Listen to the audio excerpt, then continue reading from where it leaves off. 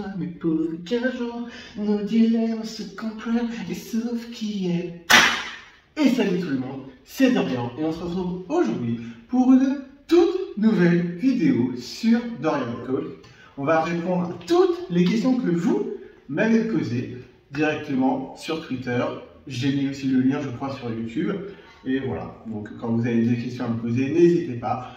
Il y a l'onglet communauté qui est fait pour ça, les commentaires sous la vidéo, comme ça on fera une prochaine FAQ. N'hésitez pas à liker, commenter, vous abonner. On est parti. Je tiens donc à signaler que c'est vous qui m'avez posé ces questions. Et comme toujours, il y a des trucs. Olé olé, mais il n'y a pas de souci, on répond à tout. On est quand même une chaîne à la base qui parle de sexualité. Même si maintenant il n'y a plus que ça sur la chaîne. Mais quand même à 80% du temps c'est ça. On est parti. Alors, tu aimes avoir des rencarts? Enfin déjà on commence bien. Alors, oui et non. Déjà parce que c'est pas un truc qui m'arrive souvent.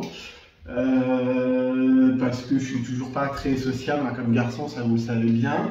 Du coup, ça va vraiment dépendre des moments. Mais je dois avouer que le dernier rencard que j'ai eu était très bon, avec un garçon fort sympathique. C'est un peu lui qui a pris la main. En gros, on a discuté le matin sur Grindr. Et le matin, alors qu'on n'avait jamais discuté avant, il me fait bah, écoute, viens manger ce soir une pizza à la maison après le boulot. Et donc du coup, bah, on s'est donné rendez-vous chez lui à 20h30, on a passé de 20h30 à 2h du matin chez lui à discuter, à se découvrir, machin et tout. Donc c'était fort agréable, on a passé un bon moment, qui en ont amené d'autres. Donc très cool, voilà.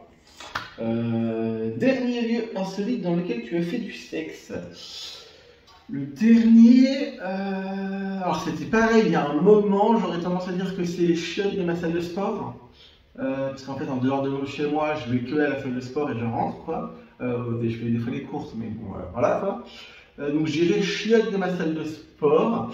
Pareil, un mec pécho sur Grindr, et on n'a pas pu se retenir et on a fini dans les chiottes de la salle de sport. Voilà, c'était sympa, très rapide forcément parce que ben voilà, en plus les chiottes dans ma salle de sport, elles sont pas au milieu, mais elles sont avant d'arriver dans les vestiaires, c'est-à-dire que tout le monde passe par là. Donc c'est pas le plus discret du monde. Mais c'était pas la première fois que je faisais ça à la salle de sport et c'était sympa. Voilà, ça commence bien. C'était comment ton dernier orgasme?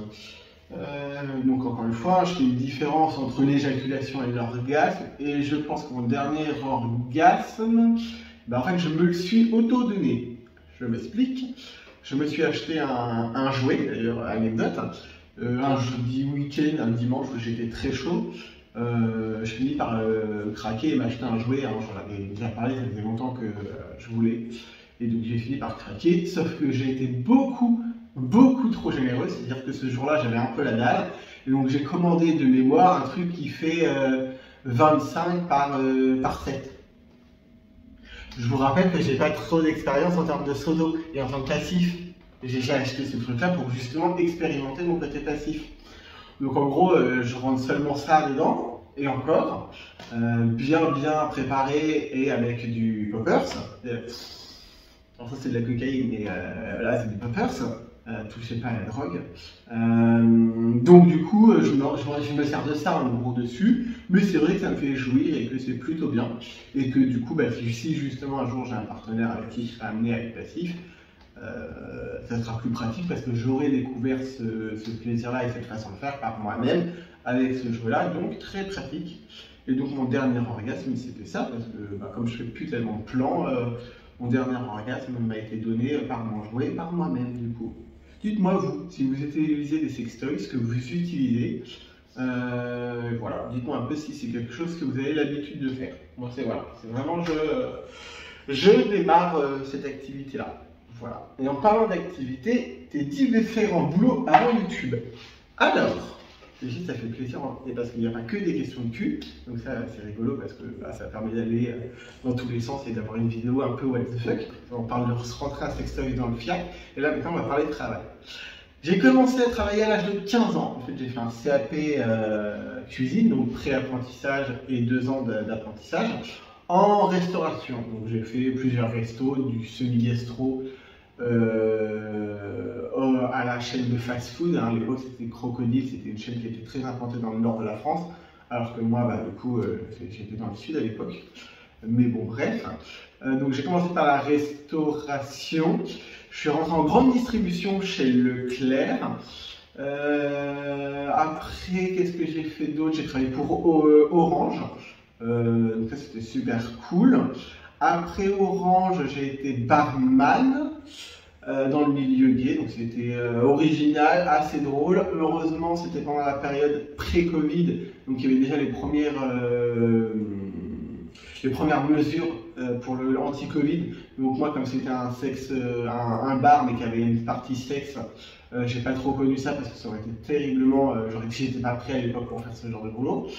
Donc j'ai été barman. Après avoir été barman, du coup, je suis retourné dans la grande distribution. Ça m'a permis d'acheter mon appartement.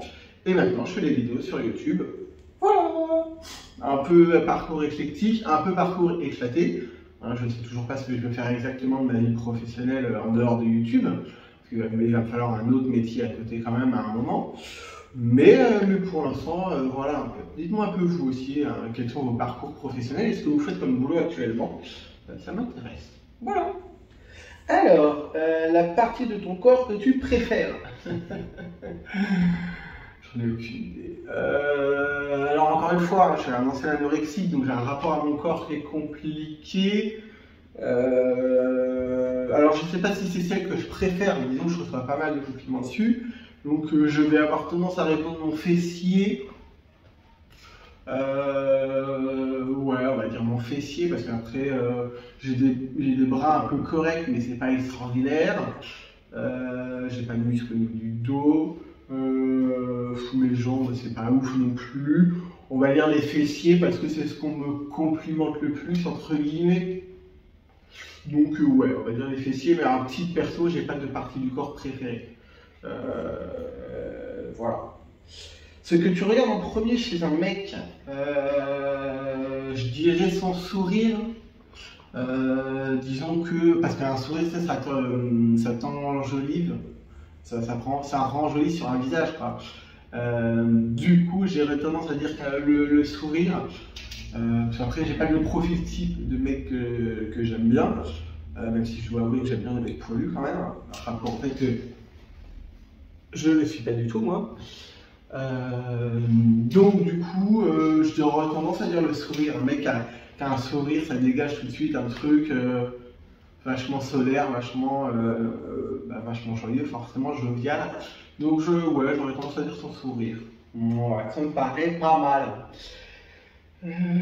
Ta position préférée? mais si tu regardes la vidéo, c'est le moment de partir. Je t'aime. Mais si avant, je suis pas sûr que c'était mieux en fait. Oui, en même temps, avant, j'ai parlé de me mettre un sextoy dans le fiac, donc j'espère que en fait, t'es parti avant. Ma position préférée, allongée sur le dos. Techniquement, on va dire sur un lit pour faire simple, mais après ça peut être fait, voilà. Et allongé sur le dos, la tête un peu dans le vide, vous voyez où je veux en venir, et votre partenaire rentre directement au fond de la gorge. Voilà, je ne sais pas si cette position porte un nom, mais voilà, comme j'ai des capacités d'encaissement au niveau de la gorge, alors qu'en bas je ne les ai pas, ça rejoint ce que je disais tout à l'heure. C'est vrai que cette position permet à mon partenaire de pouvoir taper loin, profond, longtemps, sans avoir trop de problèmes. Voilà. Donc c'est vrai que moi j'aime bien, et généralement jouir comme ça, très bonne chose. Voilà. Quelle est la partie de ton corps la plus sensible? Alors là, ça dépend. Le cou, genre je me fais embrasser dans le cou, je suis comme ça. Donc en prélit, j'aurais tendance à dire le cou. Je suis assez sensible au niveau des pieds aussi, mais que ce soit du massage ou du léchage, j'aurais tendance à dire cou et pieds. Ça me paraît une bonne réponse. Ouais, ça me paraît être une bonne réponse. Aimes-tu faire l'amour en musique? Si oui, laquelle? Eh bien, absolument pas. Parce qu'en fait, j'ai la fâcheuse tendance, si je connais le morceau, dans ma vie de tous les jours, à le chanter. C'est-à-dire que même quand vous me croisez dans la rue, je chante. Quand j'ai le casque sur les oreilles, je chante en pleine rue. Balesque du regard des autres, moi je me fais kiffer. Les gens, ça les dérange que les quelques secondes sur lesquelles on va se voir. J'ai dû chanter quand je suis pile derrière un gars ou une meuf à 10 cm, évidemment, hein, on n'est pas des sauvages. Mais voilà, donc du coup, comme j'ai tendance à chanter facile, ça va me déconcentrer quand je vais ken. Donc, j'évite, ou du moins je ne fais pas trop l'amour en musique, même si ça m'est déjà arrivé, mais non. Donc j'ai pas de morceaux où je me dis, tiens, cette chanson-là est faite pour quelle. Autant il y a des chansons que je trouve très sexuellement comme là, le premier truc qui me vient en tête, c'est avec Dangerous Woman d'Ariana Grande, sexitude énorme sur cette chanson, but je me vois pas ken dessus, quoi. Voilà. Tu préfères le sexe le matin ou le soir? Les deux. Mais si je devais vraiment choisir... Mais en fait, les deux ont des avantages. Le matin, généralement, tu te lèves, tu es excité, et tu as le papa, le garde à vous, donc du coup, ça serait pratique. Mais en même temps, le soir, tu as le temps de faire ce que tu avais à faire de ta journée, tu as le temps de t'auto-exciter s'il fallait. C'est un genre ce que je disais dans une ancienne vidéo sur le edging, et ça décuple le truc. Donc, si vraiment je devais choisir... Ah ouais, non, si vraiment, disons qu'en couple, si vraiment je devais choisir, je dirais le matin. Parce qu'il y a l'excitation le matin et tout. Et comme ça, après le soir, bah, si tu as moins le temps parce que les deux compagnons travaillent, tu as le temps de justement de manger, passer des petites soirées tranquilles avec ton mec.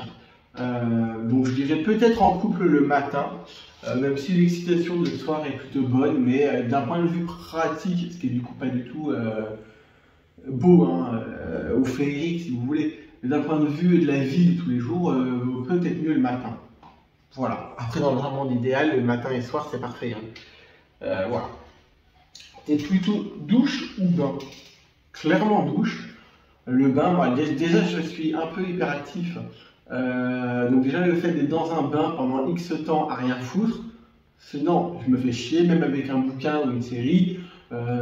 Barboter comme ça, je me fais chier quand je vais à la mer, je joue dans les vagues, je fais des conneries, j'ai les pieds en l'air, le machin et tout, je vais nager un peu dans une baignoire et faire trempette, je me fais chier. Donc non, donc douche. Et la question n'était pas posée, mais j'y réponds quand même. Pareil pour le... Je préfère dans une douche, les deux debout, un devant, un derrière, et dans une douche, dans une baignoire, improbable. Donc dans tous les cas, une douche. Voilà. C'est-à-dire que si j'avais un appartement où il y avait une douche, je la pèterais pour foutre. Si j'avais un appartement où il y avait une baignoire, je la pèterais pour faire une douche. Bon voilà, moi j'ai de la chance ici, c'était déjà une douche. Bon, elle n'est pas ouf, mais il reste une douche. Donc je n'ai pas eu ce problème-là. Mais voilà. Donc plutôt clairement douche. Ta plus grosse honte? On va se marrer. Alors j'avais 12 ans. Donc j'étais en... Je dirais que j'étais en 6e ou en 5e au collège à cet âge-là. Et on est le matin, je me prépare pour aller à l'école et je suis un peu malade. J'ai le ventre qui... Et je fais un peu caca liquide, tout ça. Ouais, cette anecdote va être hyper classe et on va encore parler de caca sur cette chaîne. Ouais. On va faire un générique. C'est l'instant caca, c'est l'instant caca. Que je pourrais repasser dans d'autres vidéos. Ça va être loin. Du coup, donc je suis un peu en liquide et tout, mais ça va. Je préviens personne, je me dis c'est bon, ça va tenir. Et je vais en cours et tout ça.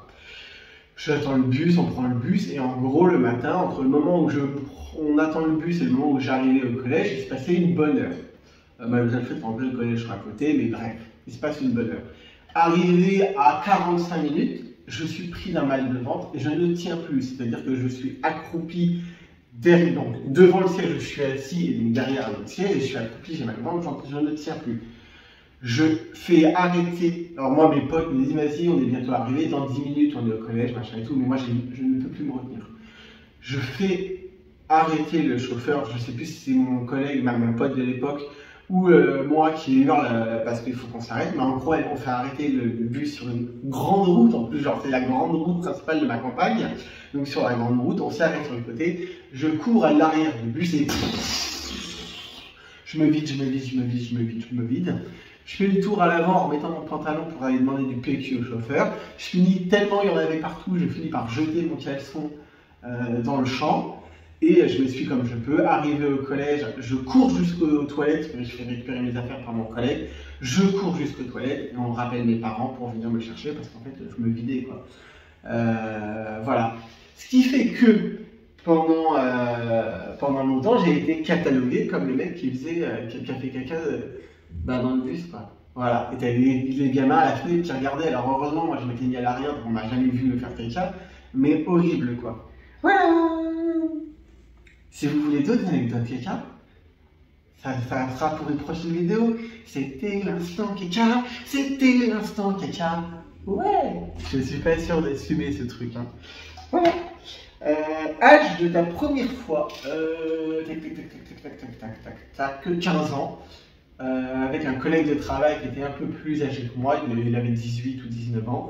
On dormait dans la même chambre d'hôtel parce qu'on était en hôtellerie-restauration. Pendant ma première année, mon pré-apprentissage de CAP cuisine dont je parlais tout à l'heure. On s'est pas mal chauffé, machin, on s'est branlé chacun, on se branlait soi-même, mais chacun dans notre lit. Et une fois, deux fois, on a commencé donc faire ça un peu caché sous la couette. Après, on se montrait tranquillement notre popole chacun dans notre lit. Et il a fini par me rejoindre dans mon lit et il m'a fellationné. Voilà. Voilà. Donc à 15 ans, ma première expérience de fellation, j'avais 15 ans. Ma première expérience de fellation sur un autre gars, je pouvais avoir 17 ans. Parce que l'année de ma 16e année, il n'y a pas eu grand chose. Voilà. Mais ma première fois, je me suis fait fellationner à 15 ans. Voilà. Par un mec qui en avait 19. Voilà. T'es retourné en sex club. Il y a des gens qui sont vachement renseignés sur ma vie. Du coup, ça fait plaisir que vous suiviez. Faites comme lui, likez, abonnez-vous et commentez. Non, étonnamment non. Alors parce que comme je l'avais déjà expliqué, hein, c'est un peu malsain. J'y vais, ça va être orgie de fiac pendant X temps, le temps que je suis sur les lieux. Et après, quand tu ressors, t'es pas bien parce que tu sais que c'est pas forcément l'idéal. Donc non, j'ai arrêté totalement. C'est-à-dire que déjà de base, comme je le disais tout à l'heure, je ken moins. Et ce truc-là où déjà à l'époque je me sentais mal en sortant, donc forcément c'est pas l'idéal. Hein. C'est-à-dire que si une fois après avoir ken, tu finis par te sentir mal, c'est qu'il y a un problème dans ta pratique sexuelle. C'est pas grave, mais il faut l'identifier et faire en sorte que ce soit plus le cas. Bon là du coup j'avais identifié le fait que me taper X personnes dans un sex club, après je me sentais mal, hein, mais je me sentais pas mal physiquement, c'était mentalement, hein, ça me posait problème. Donc du coup c'était non. Donc j'ai failli craquer, d'ailleurs petite anecdote, j'ai failli craquer il y a pas très longtemps, il y a quelques semaines, quelques mois. J'ai payé l'entrée, j'ai fait le tour et je me suis barré parce que c'était glauque. J'ai perdu les 10 balles de l'entrée, mais j'ai pas craqué vraiment. Mais non, franchement, je suis plus dans cette optique-là, honnêtement. Non, je dis pas que si, je suis certainement prêt à pouvoir me caser, je ne dis pas que c'est d'actualité, mais je suis certainement prêt maintenant à me caser. Mais clairement, les orgies de sexe, déjà, parce que comme je vous l'avais déjà dit, hein, je ne suis pas très partouze de base, ce genre de truc. Les mecs qui envoient des messages à 4 h du matin où ils sont tous défoncés, ça n'a pas vu la lumière du jour. Chacun fait ce qu'il veut, hein, c'est pas le problème, attention, hein, mais c'est pas du tout mon délire. Ça n'était pas beaucoup avant et encore moins maintenant.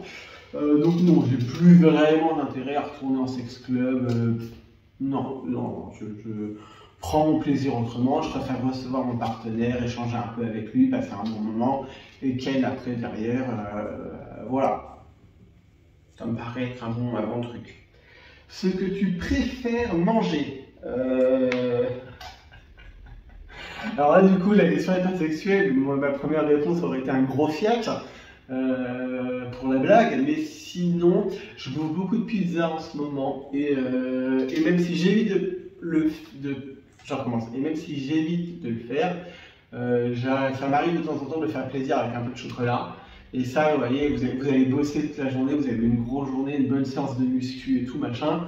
Vous mettez le soir devant la télé avec un chocolat, là, du chocolat à manger, hein, du coup. Ah, oui.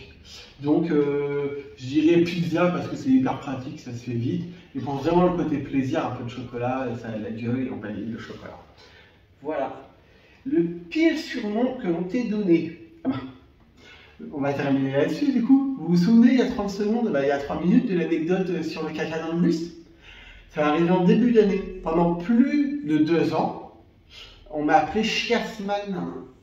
Parce qu'évidemment, j'étais dans un petit collège où on était 150 élèves, donc tout le monde se connaissait. On m'a appelé Chiasman pendant 2 ans. Voilà, vous imaginez ma vie, voilà. On m'appelait Chiasman. Des fois, j'étais dans la cour du collège, on me voyait au loin, puis on faisait Hey, Chiasman! Voilà, on m'a appelé Chiasman pendant 2 ans. Ça ne m'a jamais traumatisé, attention, on n'était pas sur du harcèlement, c'était plutôt drôle, on n'était pas sur les trucs horribles qu'on lit aujourd'hui, et si aujourd'hui vous avez des problèmes, vous en tant que collégien ou lycéen, il faut en parler tout de suite. Là, c'était gentil, ça me faisait marrer aussi, hein. mais du coup, on m'a appelé pendant un chiasman dedans. Autant j'ai été harcelé à 15 ans sur ma première année de pré-apprentissage, mais ça c'est un autre sujet. Autant là, c'était pour de la vanne et on s'en marrait tous ensemble. Justement, l'avantage du petit collège où tout le monde se connaissait. Mais ouais, j'ai eu le surnom de Chiasman pendant 2 ans. Ouais. Mais écoutez, on va conclure la vidéo là-dessus. Hein. Merci d'être là, merci de regarder ces vidéos. Merci pour vos questions. Si vous en avez d'autres, n'hésitez pas dans les commentaires. Je vous replacerai le lien pour le faire de façon anonyme. Et si la question n'a pas forcément besoin d'être anonyme ou que vous avez pas, ou que ça ne vous dérange pas, de toute façon, vous voyez bien que les noms n'apparaissent pas à l'écran, évidemment.